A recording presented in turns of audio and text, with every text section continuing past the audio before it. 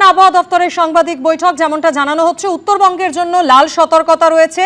আগামীকাল কলকাতায় ভারী বৃষ্টির কোনো সম্ভাবনা নেই, তবে কলকাতা ছাড়া বাকি দু একটি জেলাতে ভারী বৃষ্টির সম্ভাবনা রয়েছে। এছাড়া দক্ষিণবঙ্গ জুড়ে বিভিন্ন জেলাতে হালকা থেকে মাঝারি বৃষ্টির সম্ভাবনা রয়েছে, এমনটাই খবর আলিপুর আবহাওয়া দপ্তর সূত্রে।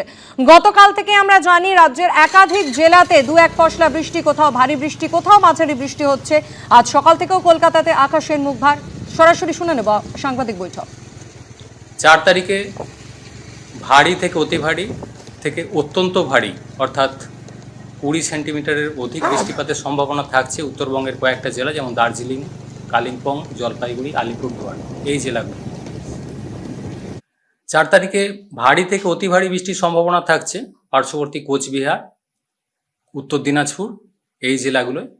ভারী বৃষ্টির সম্ভাবনা রয়েছে মালদা, দক্ষিণ দিনাজপুর এই জেলাগুলিতে। 5 তারিখেও বৃষ্টিপাত